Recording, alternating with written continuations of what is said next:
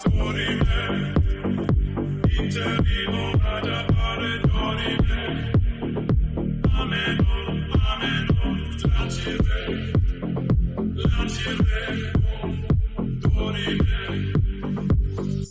Sir, வணக்கம். வணக்கம்.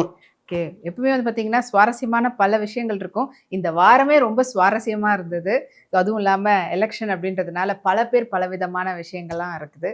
So vote போட வந்து செலிபிரிட்டிஸ் ஒவ்வொருத்தரும் வந்து ஒவ்வொரு விதமான விஷயங்கள் சொன்னாங்க. ஆனால் யாரும் வந்து உடைச்செல்லாம் பேசல. ஏன்னா நம்ம மாட்டிக்க கூடாது அப்படின்றது சேஃப்ல இருக்கணுன்றதுல அது கேர்ஃபுல்லாகவும் பேசினாங்க. அண்ட் ஒரு சில பேர் வந்து ஒரு சில ட்ரெஸ் கோட்லலாம் வந்தாங்க. அதெல்லாம் நிறையவே கவனிக்கப்பட்டது. ஸோ அதை பற்றியெல்லாம் உங்களுடைய கருத்து சார்? ஆக்சுவலாக இப்போ வந்து ஆன்லைனில் அதிக பிஸ்னஸ் என்னென்னா இந்த க்ரீம் கலர் பேண்ட்டும் ஒயிட் கலர் ஷர்ட்டும் தான்.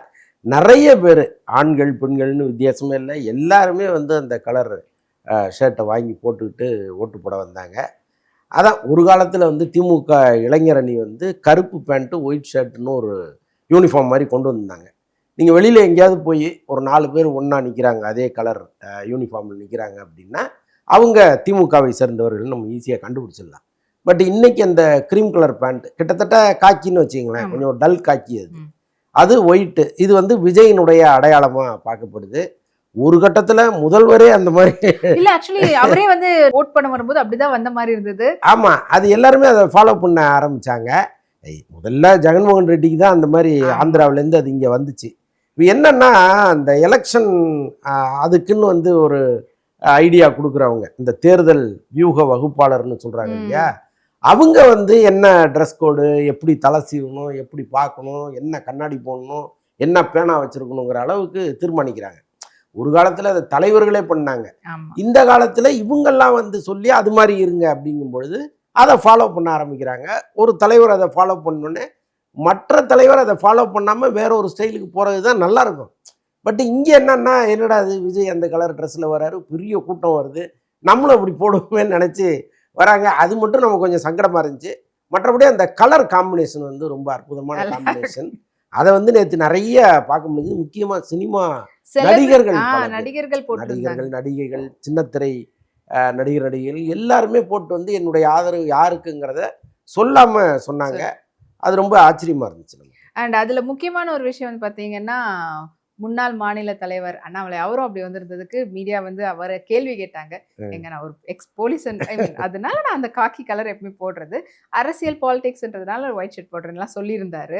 இல்ல, அவர்கிட்ட கேள்வி கேட்டதில் ஒரு உள்ளர்த்தம் ஒன்று இருக்கு. ஆக்சுவலா சமீப காலமா ஒரு செய்தி இங்கே அடிபடுது. என்னன்னா, அண்ணாமலையை வந்து பிஜேபி புறக்கணிக்குது, அவருக்கு வந்து அவர் நினைச்ச மாதிரி பதவிகள் கொடுக்காம, தேர்தல் பொறுப்பாளருக்கே அவர் தமிழ்நாடு முழுக்க போடாம ஒரு குறிப்பிட்ட ஒரு 3-4 தொகுதியை கொடுத்து நீங்க பாருங்கும்போது அதையே அவர் வந்து டிகிரேடா பார்க்குறாரு.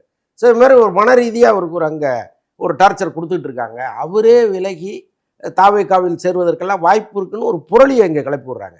அதற்கு வாய்ப்பே இல்லைன்னு வச்சுங்களேன். விஜய் வந்து கட்டாயமாக அதை அனுமதிக்க மாட்டார்.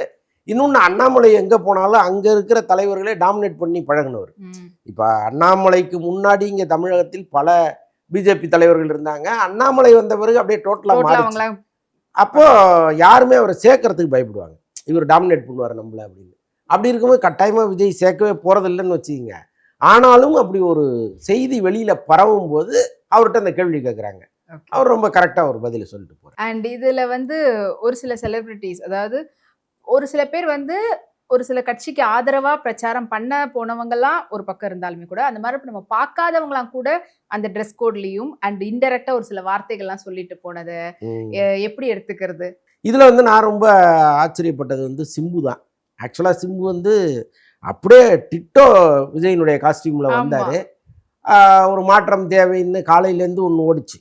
ஆக்சுவலா என்னன்னா, அவர் போன தேர்தலுக்கு பேசின ஒரு வீடியோவை மாற்றம் தேவையில்லைன்னு அவர் பேசினதை பரப்பிட்டு இருந்தாங்க. பட் டோட்டலாக வேறு காஸ்டியூமில் வந்து அவர் ஒரு கருத்தை ஒன்று சொன்னார். வழக்கம் போல் வந்து மீடியாக்கள் ஒரு கிடுக்கி பிடி போடுவாங்க, அவருக்கு யாருக்கு ஆதரவானவர் அவர்னு தெரிஞ்சுக்கிறதுக்காக சில கேள்விகளை போடுவாங்க. பட் அவர் ரொம்ப அழகாக அதெல்லாம் டீல் பண்ணார். அவங்க அப்பா குறித்து ஒரு கேள்வி கேட்கும்போது அவர் எஸ்டிஆர் அப்படின்னு சொல்லி அழகாக தப்பிச்சார். மற்றபடி அவங்க சொல்கிறாங்களோ சொல்லலையோ, திரையுலகத்தின் ஆதரவு வந்து விஜய்க்கு தாங்கிறது கிட்டத்தட்ட முடிவு அப்படிதான் இருக்கும்னு நினைக்கிறீங்களா? பெரும்பாலானோர் அப்படிதான் இருக்காங்க. அதுக்கு காரணம் வந்து அவங்களுக்கு திமுக மீது வெறுப்புன்னு நம்ம சொல்ல முடியாது. ஏன்னா இங்கே வந்து ரெட் ஜெயண்ட் வந்து தமிழ் திரையுலகத்துக்கு நிஜமாக ஒரு பாசிட்டிவான வேலைகள் நிறைய செய்கிறாங்க. ரெட் ஜெயண்ட் மாதிரி ஒரு நிறுவனம் இல்லைன்னா இங்கே வந்து நிறைய விநியோகஸ்தர்கள் அந்தந்த ஏரியாவை ஆக்கிரமித்து கொண்டவர்கள் நிறைய பேர் இங்கே இருக்காங்க. கிட்டத்தட்ட அது கட்ட பஞ்சாயத்து மாதிரிலாம் போகும். அவங்க வந்து ஒரு படத்தை எனக்கு கொடுன்னு கேட்பாங்க, ஒரு குறைந்த விலைக்கு கேட்பாங்க. கொடுக்கலன்னா அந்த படத்தையே கில் பண்ணுவாங்க. அந்த ஏரியாவிலே நீங்கள் அந்த படத்தை ரிலீஸ் பண்ண முடியாது. அவ்வளோ வேலையெல்லாம் பண்ணிட்டு இருந்தாங்க. ரெட் ஜெயின்னு ஒரு நிறுவனம் வந்த பிறகு அது ஒரு ஒழுங்குக்குள்ளே வந்துச்சு.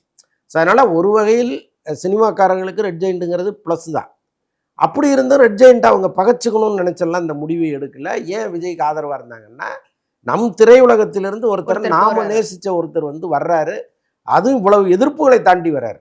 நீங்கள் யாருக்கும் இல்லாத ஒரு எதிர்ப்பு விஜய்க்கு தொடர்ந்து இங்கே இருக்குது. நீங்கள் ஒன்றும் இல்லை, ஒரு ஒரு ஒரு கட்சி உறுப்பினர்கள் மொத்த பேரையுமே தற்குறின்னு லிஸ்ட் பண்ணுறது இருக்குல்ல, அது எவ்வளோ பெரிய கொடுமை. இப்போ அந்த தற்குறி லிஸ்ட்டில் நீங்கள் யாரெல்லாம் விமர்சிக்கிறாங்களோ அவங்களுடைய நண்பர்களுடைய குழந்தைகள் இருப்பாங்க. இன்னும் சொல்ல போனால் தன் வீட்டு பிள்ளையே இருக்கும் அதில். இப்போ சத்யராஜ் வந்து தற்குறின்னு சொல்கிறாருன்னு வைங்களேன், அதில் சிபிராஜ் இருப்பார்ல. அப்போ அந்த மாதிரி தானே ஒருத்தரும் அப்படியே ஒட்டுமொத்தமாகவே இது தற்குறி கூட்டம்னு சொல்கிறதெல்லாம் இருக்குல்ல. அப்படி வந்து அவ்வளவு டிஸ்கரேஜ் பண்ண பிறகும் ஒருத்தர் அப்படி ஸ்ட்ராங்காக நிற்கிறாரு. பல்வேறு இடையூறுகள் அவருக்கு இருக்குது, அதை தாண்டி அவர் நிற்கிறாருங்கும் போது ஒரு தார்மீக ரீதியாக நம்ம ஆதரவு கொடுப்போமே அப்படின்னு நினச்சி வராங்க, அவ்வளோதான். மற்றபடி வந்து உதயநிதியவோ திமுக அரசையோ பிடிக்காம அவங்க சப்போர்ட் பண்ணல. அது வேற, இது வேற அப்படின்ட்டு. இப்போ நீங்களே வந்து சத்யராஜ் அவங்களுடைய இஷ்யூ எடுத்ததுனால அதை பற்றி கேட்கலான்ட்டு. ஏன்னா சத்யராஜ் அவர்கள் தெரியும், அவர் வந்து வேற மாற்று கருத்து கொண்டவர், அவர் வேற ஒரு கட்சிக்கு வந்து பண்ணக்கூடியது. சிபிராஜ் வந்து ஆஸ் அ ஃபேனா நான் வந்து சின்ன வயசுலேருந்து பார்த்து ரசித்தவர். அதனால என்னுடைய ஆதரவு எப்பவுமே விஜய் அவர்களுக்கு தான் சொல்லியிருக்கிறாரு. அதுக்காக இந்த எலெக்ஷன்ல நிறைய பேருக்கு வந்துட்டு அவர் வீடியோவும் வந்து ரிலீஸ் பண்ணியிருந்தாரு. ஈவன் எலெக்ஷனுக்கு முந்தின நாள் கூட அவர் ஒரு பெரிய ஒரு நோட் வந்து போட்டிருந்தாரு. ஸோ இதனால அவங்களுக்கு 2 பேருக்குள்ள ஏதோ இஷ்யூஸ்லாம் இருக்குது அப்படிலாம் ஒன்றும் கிடையாது. சத்யராஜ் ரொம்ப சுதந்திரமான ஒரு மனிதர். அவருடைய எண்ணங்களை இன்னொருத்தர் மேலே புகுத்த மாட்டார் அவர். இப்போ மகளோ மகனோ நீ இதை தான் செய்யணும்னா அவர் வற்புறுத்தவே மாட்டார். அது உன்னுடைய பாலிசி, இது என்னுடைய பாலிசின்னு போகிறவர் அவர். அதனால் வந்து சத்யராஜுக்கும் சிபிராஜுக்கும் ஒரு பெரிய மன வருத்தம் வந்துருச்சு அப்படின்லாம் சொல்ல முடியாது. சிபிராஜ் ஏன் விஜயை அந்த அளவுக்கு நேசிக்கிறாருன்னா அதுக்கு ஒரு உளப்பூர்வமான ஒரு காரணம் ஒன்று இருக்குது, உளவியல் ரீதியா. என்னன்னா இப்போ சத்யராஜ் வந்து நாளைக்கே மார்க்கெட்ல பெரிய நடிகராகி உச்சத்துக்கு கூட வரலாம். சினிமாவை பொறுத்த அளவுக்கு நீங்க யாரையுமே வந்து பிராண்ட் பண்ண முடியாது, ஒரு லிஸ்ட்டுக்குள்ளெல்லாம் அடைக்க முடியாது. ஒரு படம் வந்து எல்லாத்தையும் மாற்றி விட்டுரும். ஆனால் இன்னைக்கு சிபிராஜ் யாரு அப்படின்னா ஒரு பெரிய அளவு வெற்றி பெறாத ஒரு நடிகர். ஆனால் விஜயை பொறுத்தளவுக்கு இங்கே இந்த மாதிரி நடிகர்கள் இருக்காங்கல்ல, சத்யராஜ், ஜீவா, அப்புறம் பார்த்தீங்கன்னா ஸ்ரீகாந்த், இந்த மாதிரி ஒரு ஒரு மார்க்கெட்டில் பெரிய இடத்தில் இல்லாத நடிகர்களோட ஒரு நெருக்கமான நட்பு அவர்கிட்ட இருக்கும். சில பேர் என்ன பண்ணுவாங்கன்னா, நாம் எவ்வளோ பெரிய ஆளாக இருக்கோம், இந்த இண்டஸ்ட்ரியை நம்ம ரூல் பண்ணிகிட்டு இருக்கோம், நம்ம தான் சூப்பர் ஸ்டார், நாம் லெவலுக்கு தான் நம்ம பழகணும் அப்படின்னு நினச்சி பழகுவாங்க. ஆனால் விஜயை பொறுத்தளவுக்கு அப்படிலாம் கிடையாது. ரொம்ப சினிமாவில் ரொம்ப கீழே இருக்கிறவங்கள அவங்களோட சேர்ந்து ஒரு பார்ட்டி பண்ணுவார், எங்கேயாவது போகும்போது அவங்கள கூப்பிட்டு போவார். ஸோ அந்த அளவுக்கு வந்து ஒரு சிபிராஜோடலாம் ஒரு நெருக்கமான நட்பு வச்சிருக்காரு. ஸோ அதன் காரணமாக தான் அவங்களுக்கு வந்து அவர் மேலே ஒரு பெரிய மரியாதை வருது. யார் என்ன நினைச்சாலும் பரவாயில்ல, நான் விஜய்க்கு ஆதரவானவங்கிற விஷயத்த வெளியில் சொல்கிறாங்க. அவங்க வேற யாரும் சொல்ல மாட்டாங்க. அப்போ ஒரு வெளிப்படையாக சொல்கிறாருன்னா அதற்கு பின்னால் இப்படி ஒரு காரணம் இருக்குது. ஸோ மற்றபடி சத்யராஜ் அவர்களுக்கு மகன் மேலே அதனால எதுவும் இல்லை, நான் அதெல்லாம் இருக்காது. நீங்கள் அப்படி பார்த்தா வீட்டுக்கு வீடு சண்டை தான் போட்டுட்டு இருக்கணும். ஏன்னா அப்பா திமுகவிலையும் பையன் தாவேகாவிலையும் இருக்கிறத ஆல்மோஸ்ட் எல்லா வீட்லையும் நீங்கள் பார்க்கலாம். அது ஒரு பெரிய தலைமுறை இடைவெளி தான். பையனை வந்து அப்பா புரிஞ்சுக்க மாட்டாரு, அப்பாவை பையன் புரிஞ்சுக்க மாட்டான். இல்லை அவங்களுடைய சிஸ்டரும் வந்து பார்த்தீங்கன்னா, நான் பொதுவாக சொல்கிறேன், கிட்டத்தட்ட வாரிசுகளுக்கும் தந்தைகளுக்கும் இடையில இருக்கிற பிரச்சனை தான் அது, அது சொல்லுவார். அண்ட் இன்னொரு பக்கம் வந்து பார்த்தீங்கன்னா, தமிழ்நாட்டிலேயே முதல் ஆளா போய் ஓட் பண்ணாரு, அவருக்கு ஒரு ஸ்பெஷல் இதுவே கொடுத்தாங்க, முன்னாடியே ஆரம்பிச்சுட்டாங்க அவருக்காக அப்படின்லாம் சொல்றாங்க. ஏன்னா 7 மணிக்கு போல் பண்ண வேண்டியதை 6:55க்கே வந்து அஜித் அவர்கள் போய் பண்ணதா சொல்றாங்க. முதல் ஆளா போய் நீங்க பண்ணணும் அப்படின்னு விஜய் சொன்னதுக்காகவே அவர் வந்துட்டாரு அப்படின்ற மாதிரியும் அந்த வாய்ஸோட எல்லாம் மேட்ச் பண்ணி இந்த வீடியோ ஷேர் பண்ணாங்க. ஸோ இது எதனால அவருக்கு மேபி ஒர்க் இருக்கும்ன்றதுக்காகவே இல்லை ஃபர்ஸ்ட் ஆளா முடிச்சுட்டு போகணும் அப்படின்றது? இல்லை எப்பவுமே வந்து இந்த கடமையை ஆற்றுவதில் அஜித்தை அடிச்சுக்கிறதுக்கு ஆளே கிடையாது. ஆமா, நீங்கள் ஒவ்வொரு முறையும் அவர் வந்து எங்கே இருந்தாலும் வந்து ஓட்டு போடுவார். இந்த முறை ஒரு சின்ன வித்தியாசம் என்னன்னா, மனைவியோட வராமல் அவர் மட்டும் வந்தார். என்னன்னா அவர் வரும்பொழுது அவருக்கான ஒரு தள்ளுமுள்ளு அதில் மனைவியும் சிக்கிக்கிறாங்க. ஸோ அதனால் என்ன பண்ணார், இந்த முறை நம்ம மட்டும் வந்துடுவோம், அவங்கள அப்புறம் கொஞ்சம் கூட்டம் இல்லாத நேரத்தில் அனுப்பிடலான்னு சொல்லிட்டு வந்திருக்கிறாரு. ஆனால் நீங்கள் சொன்ன மாதிரி இந்த 6:55க்கு போட்டதுங்கிறது நிச்சயமாக தேர்தல் விதிகளுக்கு மாறானது. அதை வந்து யார் செஞ்சாலும் தவறு. இப்போ அந்த ஓட்டை இன்வேலிட் ஆவதற்கான வாய்ப்புகள் எல்லாம் இருக்கு. இல்ல அது உண்மைதானா இல்ல வேற மீடியால மட்டும் அப்படி சொல்றாங்களா இல்ல தேர்தல் இல்ல 6:55க்கே அவர் வந்து ஓட்டு போட்டிருக்கிறாரு. அதனாலதான் தமிழ்நாட்டிலேயே முதல் நபரா அவரால் போட முடியுது. ஏன்னா நிறைய ஊர்களில் அந்த பாக்ஸை ஓப்பன் பண்றதுக்கு முன்னாடி போய் நின்றுட்டாங்க. அப்ப யாரோ ஒருத்தர் போட்டது தானே தமிழ்நாட்டின் முதல் வாக்கா இருக்க முடியும். எப்படி அஜித் போட்டது வந்து முதல் வாக்கா மாறும்? அப்போ 6:55க்கே அவர் போயிட்டாரு. அது மட்டும் இல்லை, நீங்க கையில வைக்கிற அந்த மை இருக்கு இல்லையா, அது வந்து எல்லாமே இடது கையில தான் வைக்கிறாங்க. அஜித்துக்கு மட்டும்தான் வலது கையில வச்சிருக்காங்க.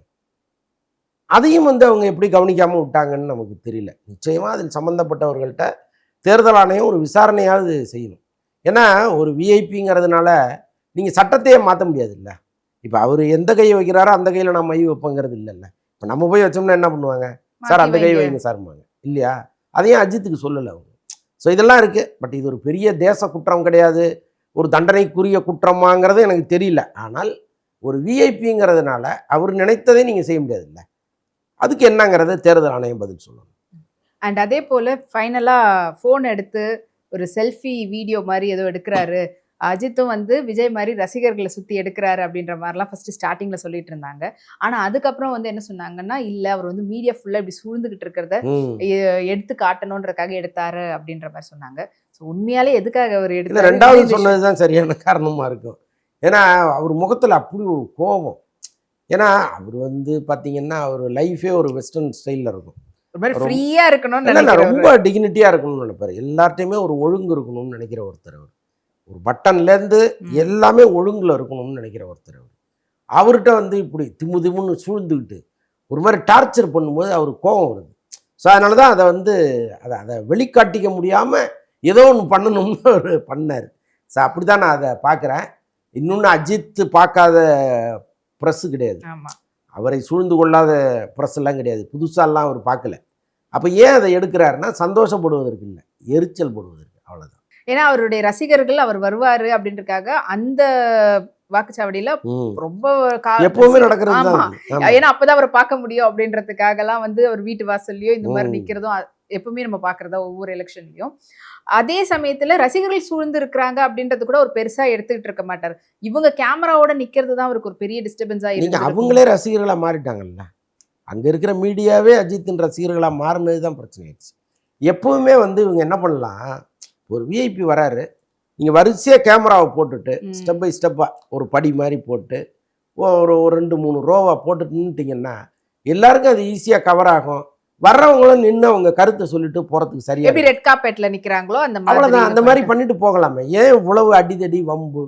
அது வர்றவங்களுக்கும் கஷ்டம். இப்ப பாருங்க, ஒரு பெரிய விஐபி நான் வந்து ஓட்டு போடணும் அப்படின்னு நினைச்சு வராருங்கும்போது அவர் மைண்டு முதல்ல ஃப்ரீயா இருக்கணும். ஐயோ எதையாவது குத்திட்டு ஓடுனா போதுண்டா அப்படிங்கிற எண்ணத்தை இவங்க உருவாக்கிடுறாங்க. அது தேவையில்லாத ஒரு விஷயமா தான் நம்ம பார்க்குறோம். ஆனால் இங்கே மீடியாவும் மாறுறதா தெரியல. அது ரொம்ப வருத்தமாக இல்லை. இப்போ சூப்பர் ஸ்டார் ரஜினிகாந்த் அவர்களே ஓட் பண்ணும்போது பாத்தீங்கன்னா எல்லாரும் சூழ்ந்து நின்னுட்டாங்க. அவருக்கு பக்கத்துலயே இந்த பக்கம் 2 பேர் இப்படி அதிகாரிகள் வந்து வேற வழி இல்லை, அவங்கள கிட்ட வரக்கூடாதுன்னு அவங்க கிட்ட வந்து நின்னுட்டாங்க. ஸோ அவருக்கு ஒரு பிரைவசியே இல்லாம ஒரு ஓட் பண்ண மாதிரி தான் அவருக்கு இருந்திருக்கும். ஆமாங்க, ஓட்டு போடுறதையே இவங்க எடுத்துட்டாங்கன்னா அவர் ரொம்ப சிக்கலாயிரும். இப்போ அவர் வந்து திமுக ஆதரவாளர்னு ஒரு கருத்து வெளியில இருக்கு, விஜய் அவருக்கு பிடிக்கலங்கிற கருத்து ஒன்று வெளியில இருக்கு. இப்போ வந்து அவர் யாருக்கு போட போறாரு அப்படிங்கிற எண்ணம் வந்து மக்கள் அவருடைய விருப்பம், யாருக்கு விருப்பம் தான். ஆனால் இதை வந்து இவங்க கேமராவில் இன்னும் கொஞ்சம் ஒரு டாப் ஆங்கிள் வச்சு எடுத்தா கட்டாயமா அவர் யாருக்கு போட்டிருக்கிறாருங்கிறத கூட கண்டுபிடிச்சிடலாம். ஸோ அது வந்து ஒரு முறை நடிகர் சங்கத்தில் தேர்தல் நடக்கும்போது அப்படி எடுத்தாங்க. கமல் யாருக்கு ஓட்டு போடுறாருங்கிறத மேலே ஒரு கேமராவை அவருக்கு தெரியாமலே வச்சிருந்து அது எடுத்து அவர்கிட்டே வந்து நீங்கள் இன்னாருக்கு ஓட்டு போட்டீங்கன்னு சொல்லும்போது ரொம்ப ஃபீல் ஆனதெல்லாம் தகவல் இருக்கு. ஸோ அப்படி வந்து ஒருத்தருடைய ப்ரைவசியை நீங்கள் எட்டி பார்க்க முடியாதுல்ல. இந்த முறை அவங்க அதனால தான் பதறிட்டாங்க. இவ்வளோ கூட்டமும் நெரிச்சு வந்து போடுறதை எடுத்துட்டாங்கன்னா என்ன பண்ணுறது அப்படின்ட்டு அதெல்லாம் தவிர்க்கணும். ஆனால் அதையும் தாண்டி சீமான் அவர்களுக்கு எடுத்திருக்கிறாங்க வீடியோ. ஆமாம், அது ஆனால் அவர் ஒரு கட்சி தலைவர் அப்படின்ற அந்த ஒரு இதுவில் ஓகே அவர் யாருக்கு இன்னொன்னுங்க, போடுறாருன்னு நீங்க வாக்குச்சாவடிக்குள்ளேயே அனுமதிக்க கூடாது. செல்போனே நீங்க ஒரு வேண்டாம். வாக்காளர் எடுத்துட்டு போக கூடாதுன்னு சொல்றாங்க. அப்ப இவ்வளவு கேமராக்களை எப்படி நீங்க வாக்கு சாவடிக்குள்ள அனுமதிக்கிறீங்க? வெளியில வைங்க. அவங்க வர்றவங்க கருத்தை சொல்லட்டும். போகும்போது நீங்க எடுங்க, தப்பே கிடையாது. ஆனால் உள்ள போய் எடுப்பதுங்கிறது இது எப்படி ஒத்துக்க முடியும்னு எனக்கு புரியல.